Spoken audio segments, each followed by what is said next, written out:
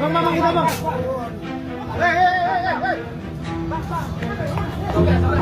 Bentrokan antara kelompok pesilat dan debt kolektor pecah di kawasan Jalan Teguh Umar hingga Jalan Kartini, Surabaya. Peristiwa ini buntut aksi pembacokan terhadap dua petugas parkir valet di sebuah kafe di Jalan Basuki Rahmat yang terjadi sehari sebelumnya. Bermula saat kelompok debt kolektor mendatangi sebuah kafe untuk menarik sebuah mobil. Namun proses penarikan kendaraan tersebut dicegah oleh petugas keamanan dan parkir valet karena diduga debt kolektor belum dapat menunjukkan dokumen yang sah. Mediasi sempat dilakukan namun situasi berubah menjadi cekcok hingga berujung bentrokan.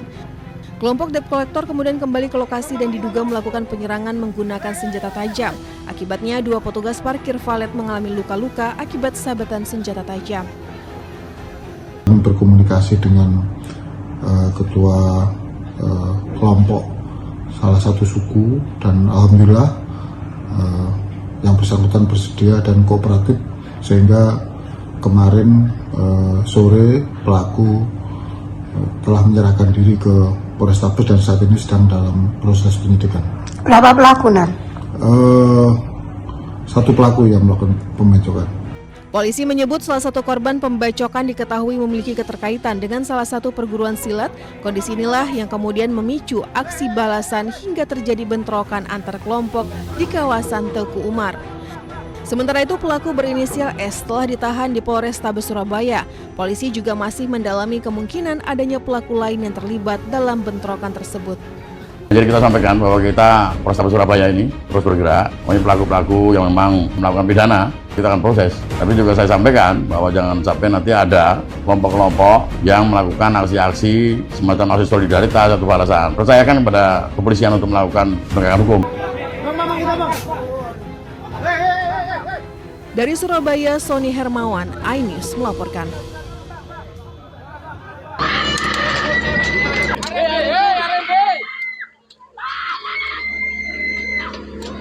Ya, Mbak.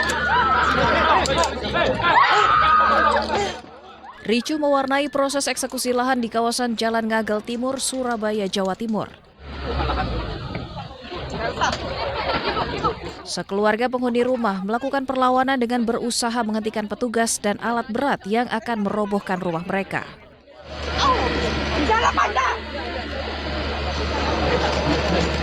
Bahkan para penghuni rumah ini juga terlibat keributan dengan petugas Satpol Pamong Praja. Penghuni rumah mengaku telah menempati lahan sejak tahun 1958 dan menolak klaim tanah tersebut milik pemerintah kota. Gusur rumah saya, tanah saya. Kata mereka punya hak tanah Pemkot. Mana buktinya kalau itu tanah Pemkot? Mereka mengada-ngada kalau itu hak pakai. Mohon untuk mundur, kami petugas mohon dihargai, mohon dibantu. Pemerintah Kota Surabaya menyatakan penertiban lahan tanah berstatus surat hijau ini dilakukan setelah 2 tahun proses sosialisasi kepada penghuni. Hubungan hukum berupa sewa lahan tidak diperbarui, sehingga pengambil alihan aset sudah sesuai prosedur.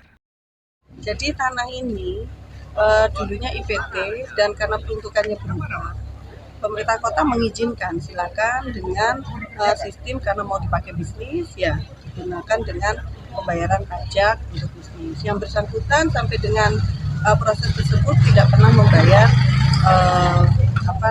kewajibannya. Eksekusi dan penertiban lahan terus dilakukan meski diwarnai protes serta perlawanan. Sementara itu penghuni rumah melanjutkan perlawanan dan penolakan terhadap eksekusi tersebut dengan melaporkannya ke Polda Jawa Timur. Dari Surabaya, Jawa Timur, Yuda Prawira, iNews melaporkan.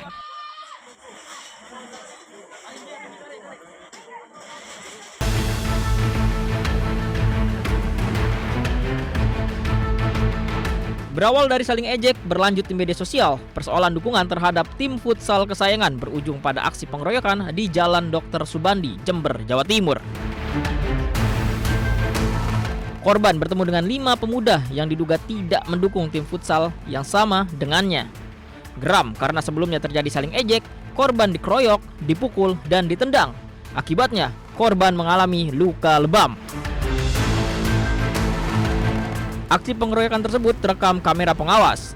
Polisi yang mendapat laporan langsung mengamankan 5 pelaku. 2 ditetapkan sebagai tersangka dan langsung ditahan di Polres Jember. Sementara korban yang sebelumnya dirawat telah dimintai keterangan oleh penyidik.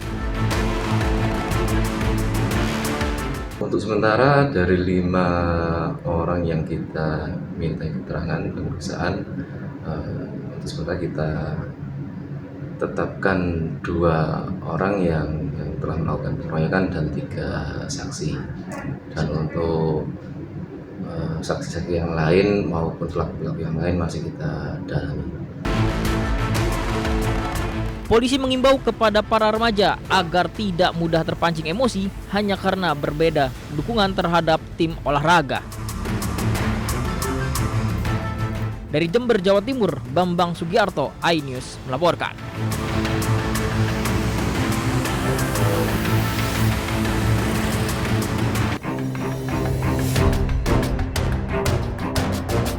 Aksi membahayakan pengemudi truk ini viral di media sosial. Saat melintasi jembatan Suramadu, Bangkalan, Jawa Timur, truk dengan muatan setinggi 2 meter lebih ini ugal-ugalan hanya demi konten media sosial. Dengan teknik tertentu, sopir truk sengaja menggoyang-goyangkan kendaraan sambil tetap melaju di jalan raya yang dipenuhi pengendara lain. Sopir truk beberapa kali menyalakan lampu mobil memberi sinyal kepada perekam atau pembuat konten media sosial. Aksi ugal-ugalan seperti ini diduga kerap terjadi karena akun media sosial perekam ternyata berisi banyak video serupa di jembatan Suramadu.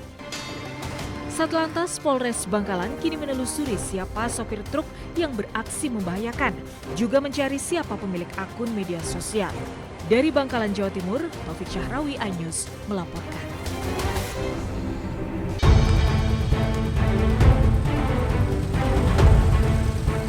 Kecelakaan tunggal terjadi pada sebuah truk box di Jalan Raya Karanggede, Kota Salatiga, Kabupaten Semarang, Jawa Tengah. Sebuah bengkel rusak berat dengan beberapa kendaraan juga mengalami kerusakan yang cukup parah.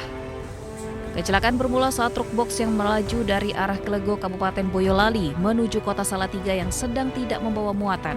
Jalan menanjak di Dusun Bawangan, Desa Reksosari, Kecamatan Suruh, tidak kuat menanjak dan akhirnya truk ini mundur hingga menabrak sebuah bengkel motor. Benturan keras mengakibatkan bagian bangunan bengkel mengalami kerusakan parah. 4 sepeda motor yang berada di lokasi juga rusak.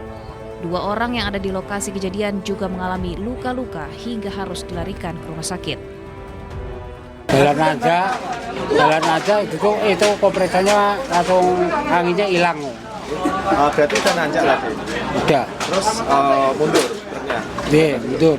Pak, ini tadi dari mana mau kemana? Dari Klego mau ke Vitalis Salatiga. Pak, ini kosong muatannya apa? Kosong. Selain menghancurkan bangunan bengkel, kecelakaan ini juga mengakibatkan bagian kabin dan belakang truk mengalami kerusakan. Kerugian akibat insiden ini ditaksir mencapai puluhan juta rupiah.